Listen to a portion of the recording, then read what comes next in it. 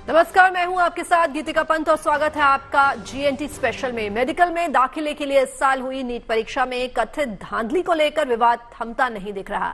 इस परीक्षा में गड़बड़ी को लेकर उठे विवाद के बाद एक तरफ परीक्षा कराने वाली एजेंसी एनटीए सवालों के घेरे में है, तो दूसरी ओर केंद्र सरकार अब छात्रों को भरोसा देने की कोशिश कर रही है कि उनके साथ इंसाफ होगा।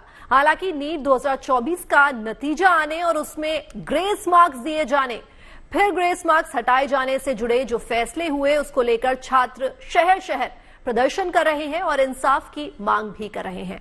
मामला सुप्रीम कोर्ट में जाने के बाद एनटीए ने ग्रेस मार्क्स हटाकर 1563 छात्रों को दोबारा परीक्षा का विकल्प दिया, जो 23 जून को होने वाली है और नतीजे 30 जून को आने वाले हैं। इसके बाद मेडिकल में दाखिले के लिए काउंसलिंग शुरू होगी, क्योंकि अदालत ने काउंसलिंग पर रोक नहीं लगाई है।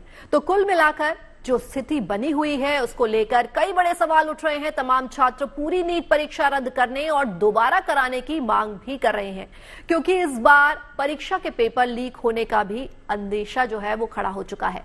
बिहार और गुजरात में कुछ ऐसी गिरफ्तारियां हुई हैं जिनसे नीट के पेपर लीक और परीक्षा में गड़बड़ी पर मुहर लगती दिख रही है। लिहाजा इसकी सीबीआई जांच की भी मांग हो रही है।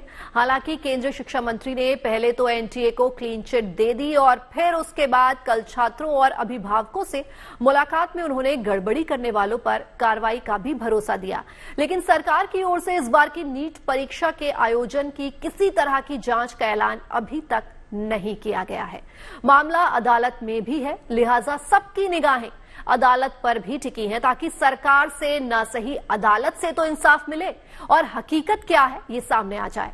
दूध का दूध और पानी का पानी हो जाए, ताकि लाखों छात्रों की मेहनत बर्बाद ना हो और सही तरीके से परीक्षा देने वाले छात्रों को उनकी मेहनत का सुफल मिले।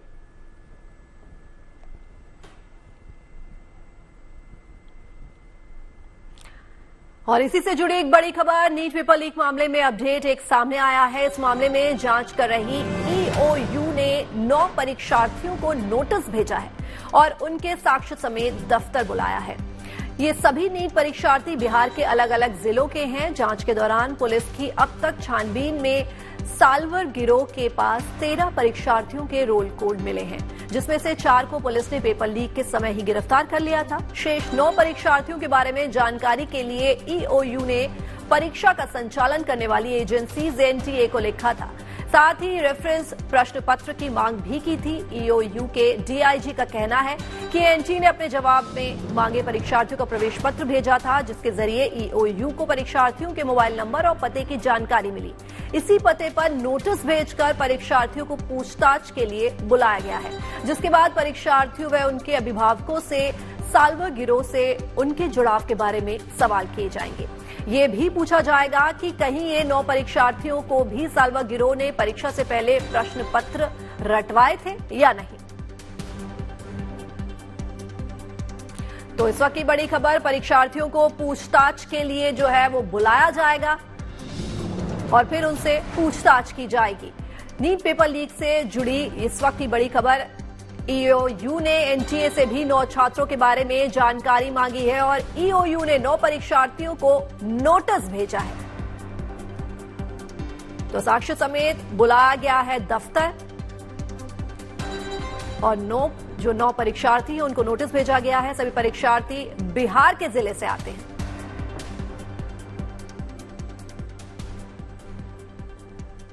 तो आगे बढ़ने से पहले आपको बता दें नीट विवाद कैसे शुरू हुआ और इसमें अब तक क्या क्या हुआ है। तो ये जान लीजिए कि मेडिकल के under graduate courses MBBS, BDS, BHMS और बीएएमएस में दाखिले के लिए इस साल 5 मई को देश भर में नीट यानी National Eligibility and Entrance Test के आयोजन 4000 से ज्यादा केंद्रों पर किया गया था, जिसमें लगभग 24 लाख छात्र शामिल हुए।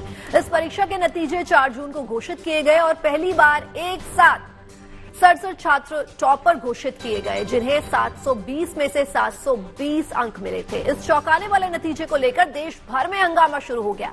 जगह जगह छात्र प्रदर्शन करने लगे और जांच की मांग करने लगे। इसके बाद 6 जून को नीट परीक्षा आयोजित करने वाली एजेंसी एनटीए ने बयान जारी करके विवाद पर सफाई दी। एनटीए ने बताया कि कुछ छात्रों को ग्रेस मार्क्स दिए गए हैं। एजेंसी ने यह भी बताया कि छात्रों का समय बर्बाद होने के एवज में ग्रेस मार्क्स दिए गए हैं। एजेंसी के अनुसार कई राज्यों में छात्रों ने समय पर पेपर न मिलने की शिकायत करके हाईकोर्ट में याचिका डाली थी, लेकिन नतीजों पर विवाद के बाद एनटीए ने 8 जून को एक उच्च स्तरीय समीक्षा समिति बना दी। इस बीच 11 जून को सुप्रीम कोर्ट ने विवाद पर एनटीए से जवाब मांगा। उधर एनटीए की समिति ने 3 दिन बैठकें की और 12 जून को 1563 छात्रों के ग्रेस मार्क्स जो है वो रद्द करने की सिफारिश की। तो 13 जून को एनटीए ने सुप्रीम कोर्ट में ग्रेस मार्क्स रद्द करने की जानकारी दी और साथ ही ये भी बताया कि छात्रों को दोबारा परीक्षा देने या बिना ग्रेस मार्क्स के पुराने स्कोर के साथ काउंसलिंग में शामिल होने का विकल्प दिया। एनटीए ने 23 जून को इन छात्रों की दोबारा परीक्षा लेने और 30 जून तक नतीजे जारी कर देने का फैसला लिया। हालांकि विवाद बढ़ने पर सुप्रीम कोर्ट ने दायर याचिकाओं में एनटीए के फैसले पर सवाल उठाए। वहीं देश के विभिन्न राज्यों के हाईकोर्ट में भी इस सिलसिले में याचिकाएं दायर की गई। एनटीए ने इन सभी याचिकाओं को सुप्रीम कोर्ट में ट्रांसफर करने की अपील की ताकि एक साथ सुनवाई हो सके। वहीं आम लोगों और कुछ कोचिंग संचालकों की ओर से भी सुप्रीम कोर्ट में याचिका डाली गई है, जिसमें नीट के कथित तौर पर पेपर लीक की गड़बड़ी की सीबीआई जांच का आदेश देने की अपील की गई। सुप्रीम कोर्ट ने याचिकाओं पर एनटीए को नोटिस जारी किया है। वहीं सुप्रीम कोर्ट में अब मामले की सुनवाई 8 जुलाई को होने वाली है। इस बीच गौरतलब ये है कि अदालत ने मेडिकल में दाखिले के लिए होने वाली काउंसलिंग पर रोक नहीं लगाई है, जबकि काउंसलिंग 6 जुलाई से शुरू हो सकती है। तो कुल मिलाकर उलझन बरकरार है कि छात्रों का क्या होगा।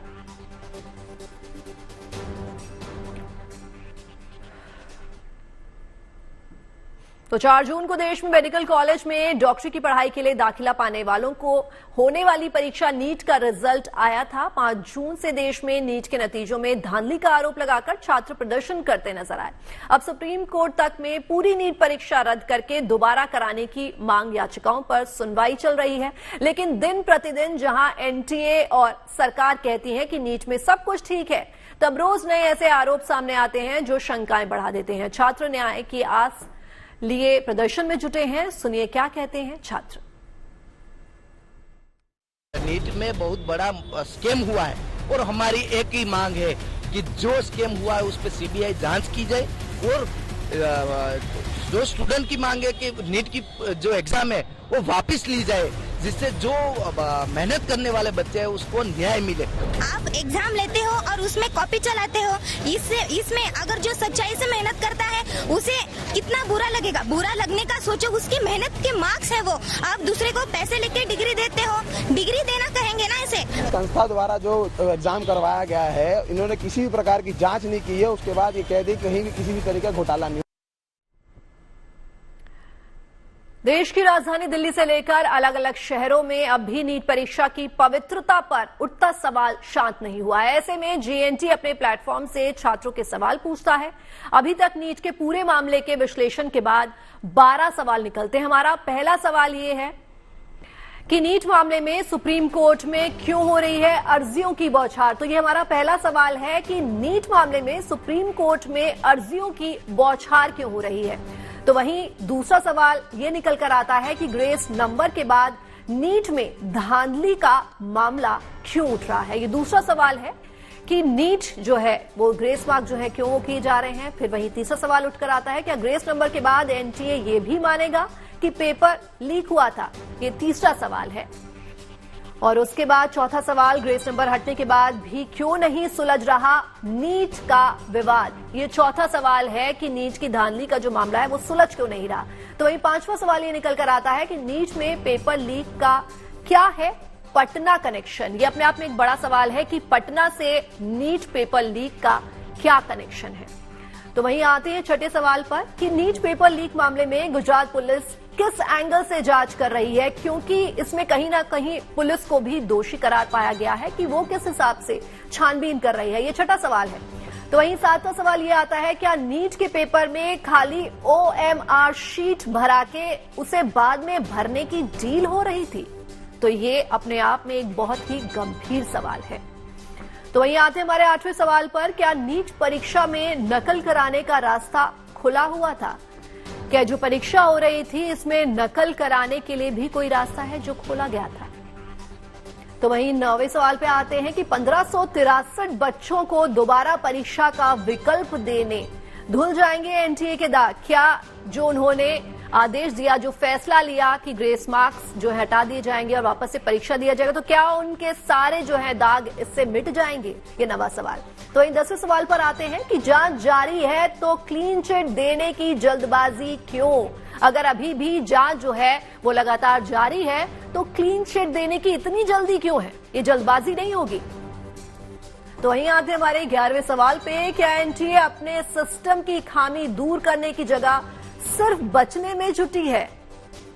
तो ये एक बेहद इंपॉर्टेंट सवाल है। क्या एनटीए जो है वो अपनी खामी दूर नहीं कर रही है लेकिन बचने की कोशिश कर रही है? तो वहीं 12वें सवाल की ओर बढ़ते हुए, बच्चों के भविष्य पर क्यों हो रहा है सियासत का खेल? तो कहीं ना कहीं किसी की जांच, किसी का जो भविष्य है वो इस पर टिका हुआ है। और बच्चों के भविष्य की यहां बात है क्योंकि उनकी मेहनत की बात है। उन्होंने काफी मेहनत की थी और अंत में जो रिजल्ट है वो आप सबके सामने है। तो ये अपने आप में बड़े ही गंभीर सवाल है कि किसी की गलती और किसी का हट जाना। तो अब इन सवालों के जवाब तलाशने की कोशिश हम करेंगे। दरअसल नीट परीक्षा में धांधली की शिकायतों की अनगिनत कहानियां हैं, उसी में टाइम लॉस भी एक मुद्दा है। एनटीए ने खुद माना है कि बच्चों का टाइम लॉस हुआ है, तभी ग्रेस नंबर दिए, लेकिन ग्रेस नंबर खत्म होने के बाद बच्चों के पास दोबारा परीक्षा देने का विकल्प रखा गया, जो उनके लिए काफी कठिन साबित हो सकता है। आखिर नीट विवाद क्यों नहीं सुलझ रहा, बता रहे हैं हमारे संवाददाता मनीष चौरसिया। ग्रेस मार्क्स हटाने के बाद ग्रेस मार्क्स का विवाद भले ही थमता हुआ दिखाई पड़ रहा है, लेकिन इससे कम से कम संतुष्ट तो वो बच्चे भी नहीं हो रहे हैं जिन्हें ग्रेस मार्क्स दिए गए थे और जिनसे अब कहा जा रहा है कि वो दोबारा नीट का एग्जाम दे सकते हैं, क्योंकि आखिरकार सेंटर में बच्चों को पेपर तो लेट मिला ही था और जिन्हें लेट मिला था उन्हें ही ग्रेस मार्क्स दिए गए थे। लेकिन उनसे अब कहा जा रहा है कि आप दोबारा से बैठिए, एग्जाम दीजिए और इस बार जो नंबर आएंगे आपको उसी स्कोर के साथ आगे बढ़ना होगा। ऐसे में कहीं ना कहीं वो बच्चे भी अब परेशान दिखाई पड़ रहे हैं जिनके मार्क्स ग्रेस मार्क्स लगाकर तो ठीक आ गए थे, लेकिन अब जब दोबारा वो एग्जाम देने बैठेंगे तो शायद किस मानसिकता के साथ बैठेंगे, स्टेबल होंगे या फिर नहीं होंगे, उनके साथ भी ये अब एक संकट दिखाई पड़ रहा है। तो नीट मामले में ग्रेस अंक रद्द करने के बाद एनटीए ने 1563 बच्चों को दोबारा परीक्षा देने का विकल्प जो है उनके सामने रखा है, लेकिन ये परीक्षा उन्हें केवल 10 दिनों के अंदर यानी 23 जून को देनी होगी। ऐसे में ये विकल्प जितना आसान दिखता है वैसा बिल्कुल नहीं है। हमारे संवाददाता मनीष चौरसिया ने बात की एक याचिकाकर्ता नितिन विजय से। क्या पिटीशन आपकी थी और आज क्या रिस्पांस किया है कोर्ट ने आपको? सर, हमारी 3 मेजर मुद्दे जो थे हमारी पिटीशन की, जिसकी सुनवाई ट्यूसडे को होने की पूरी उम्मीद है, उसमें एक तो ग्रेस मार्क्स वाला मुद्दा था कि ग्रेस मार्क्स किस बेसिस पे दिए गए, पर उसको तो कल ही एड्रेस कर दिया गया कि ग्रेस मार्क्स हटा दिए जाएंगे। पर उसमें जो दूसरा मुद्दा हमारा है कि जिनको 1563 बच्चों को दोबारा चांस दिया गया कि वो दोबारा एग्जाम देंगे, पर मैं कह रहा हूं ऐसी, इसका मतलब एनटीए ने ये तो मान लिया कि गड़बड़ कहीं ना कहीं हुई है। तो गड़बड़ कहीं ना कहीं अगर हुई है तो सिर्फ उन्हीं सेंटर्स पे नहीं हुई जहां से कंप्लेन आई थी हाई कोर्ट को लेके। कंप्लेन बहुत सारे सेंटर्स पे लोकल अथॉरिटीज को दी गई। क्या उन बच्चों को जहां पे कंप्लेन आई थी, जहां पे और गड़बड़ी हुई थी, उनको क्या दोबारा पेपर देने का चांस नहीं मिलना चाहिए? बिल्कुल 110% उन्हें चांस मिलना चाहिए। 600 नंबर के ऊपर पिछली बार 29,348 रैंक थी, इस बार ये रैंक 81,179 हो गई है। अगर इसको परसेंटेज की टर्म्स में देखें तो 176% ग्रोथ हो गई है, इन्फ्लेशन इन रैंक, जबकि पेपर लगभग वैसा ही था। बच्चे जो एस्पिरेंट्स बड़े वो 16% ही थे। अच्छा, एनटीए कहता है कि कॉम्पिटिटिव एग्जामिनेशन की नेचर ही ऐसी है और इस बार संख्या बल बढ़ा है और थोड़ा सा एवरेज बढ़ा है। एवरेज जो बढ़ा है एनटीए के खुद के जवाब में वो सिर्फ 6.1% बढ़ा है, सिर्फ 6.1% एवरेज जो बढ़ा है। कैसे टॉप रैंक्स में इतना इंक्रीज हो सकता है? तो नीट यूजी परीक्षा को लेकर इसी तरह के कई सवाल याचिकाकर्ताओं की ओर से कोर्ट के सामने उठ गए हैं। इस पूरे मामले में अब तक पेपर लीक को लेकर बिहार और गुजरात में कुछ गिरफ्तारियां भी हुई हैं। बिहार में जहां पेपर लीक में 13 लोगों को अरेस्ट किया जा चुका है, तो वहीं गिरफ्तार लोगों में कुछ कैंडिडेट्स के परिजन और दलाल भी शामिल हैं। इतना ही नहीं, नीट पेपर लीक मामले में कई आरोपियों का कबूलनामा भी बिहार पुलिस के पास है, जबकि गुजरात में पंचमहल जिले की पुलिस ने 5 आरोपियों को गिरफ्तार किया है। पुलिस की शुरुआती जांच में अब तक 2.5 करोड़ रुपए का मनी ट्रेल सामने आ चुका है।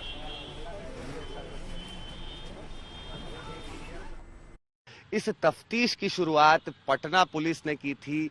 अब उस तफ्तीश की जिम्मेदारी ले ली है आर्थिक अपराध इकाई ने और इस पूरी एक टीम का गठन किया है। 8 सदस्यीय टीम है जिसका नेतृत्व एक एसपी रैंक के अफसर खुद कर रहे हैं। सबसे बड़ी बात यह कि अब तक हुई तफ्तीश के मुताबिक 13 लोगों को गिरफ्तार किया जा चुका है, जिसमें से एक सिकंदर प्रसाद यादवेंदु जूनियर इंजीनियर बताया जाता है राज्य सरकार में। सबसे बड़ी बात यह कि इसी यादवेंदु की गिरफ्तारी की गई थी पटना के बेली रोड पर राजवंशी नगर इलाके के पास से और उसके बाद से ही एक एक कर पूरी कहानी की कड़ियां खुलती चली गई। सबसे बड़ी बात यह बताएं कि जिस गाड़ी में यादवेंदु मिला था उस गाड़ी में मिले थे कई अहम दस्तावेज, जिसमें छात्रों के एडमिट कार्ड्स भी शामिल थे। जिसके बाद पुलिस की तफ्तीश आगे बढ़ी और उसके बाद सेफ हाउस पर भी छापा मारा गया, जहां मिले छात्र, उस गैंग के गुर्गे और साथ में मिले जले हुए प्रश्न पत्र। अभी तक की तपास की बात करें तो टोटल 5 आरोपी अभी तक की तपास में अरेस्ट हुए हैं। उसमें स्कूल में से ये तुषार भट्ट और एक प्रिंसिपल पुरुषोत्तम शर्मा है, वो 2 स्कूल से पकड़े गए हैं। साथ में तुषार भट्ट के कांटेक्ट में जो रॉय ये ओवरसीज कंसल्टेंसी चला रहा था परशुराम रॉय करके, परशुराम रॉय के एक और साथीदार था विभोर आनंद और साथ में तुषार भट्ट का एक और बिचौलिया टाइप का आदमी था आरिफ वोरा करके। ये 5 लोगों को अभी तक पकड़ा गया है। तपास में काफी कुछ माहिती हमको मिली है, जिसके आधार पे धीरे धीरे हम जो भी जिसके खिलाफ एविडेंस हमको मिलते जा रहे हैं, हम ऐसे उनके खिलाफ कार्यवाही करते जा रहे हैं। तो तमाम विवाद के बीच पेपर लीक की आशंका भी है, लेकिन एनटीए सीधे इस पेपर लीक के दावे को खारिज करता है। सुनिए क्या कहना है एनटीए के डायरेक्टर जनरल सुबोध सिंह का। इसने भी एफआईआर की थी, तो जिन राज्यों की हैं हम उनको इन्वेस्टिगेशन में पूरा सहयोग कर रहे हैं। जो डेटा इन्फॉर्मेशन हमसे मांग रहे हैं we will provide all these things. Investigation चलता है, जो हमसे रिकॉर्ड्स मांगेंगे we are very transparent, we will provide all the information, we have nothing to hide. NTA के अधिकारी हो या फिर देश के शिक्षा मंत्री, फिलहाल पेपर लीक या नकल से सीधे इनकार करते हैं। शिक्षा मंत्री धर्मेंद्र प्रधान तो 2 टुक कर रहे हैं कि कोई पेपर लीक नहीं हुआ। वो विपक्ष को घेर रहे हैं, लेकिन पटना के सबूत कुछ और ही कहानी कह रहे हैं। मैं आपसे ये पूछना चाह रही हूँ कि पेपर लीक नहीं हुआ है, इस निष्कर्ष पर आप कैसे पहुंचे हैं? क्या अपनी तरफ से आपने जांच एजेंसियों से बातचीत की है या अपनी खुद की कोई इन्वेस्टिगेशन आप लोग कर रहे हैं? निष्पक्ष क्यों? जांच एजेंट मैंने कहा 4750 के अंदर में 2 जगह की इस प्रकार की खबरें आई है, दोनों के अलग अलग काम है। दोनों में पेपर लीक वगैरह के विषय नहीं है। एक में कुछ आपत्ति है, दूसरे में कुछ आपत्ति है। वहां की स्थानीय एजेंसी काम कर रहा है। इसके सर्वोपरि सुप्रीम कोर्ट की नजर में 8 जुलाई को सुप्रीम कोर्ट की भारत सरकार को भी नोटिस है, हम अपना पक्ष रखेंगे।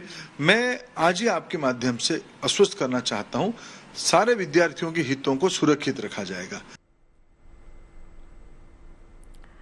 पेपर लीक विषय है या नहीं, ये फैसला कौन करेगा? जांच एजेंसी या फिर सीधे क्लीन चिट दे दी जाएगी? फिलहाल दिखता तो यही है कि देश में बहुत महत्वपूर्ण परीक्षाएं आयोजित कराने का जिम्मा जिस एनटीए के कंधों पर है, वो अपनी जिम्मेदारी ढंग से निभाने की जगह सिर्फ पल्ला झाड़ने में जुटी दिखती है। वहीं सरकार सेंटर बैन करने के जवाब पर कार्रवाई करने की बात कर रही है।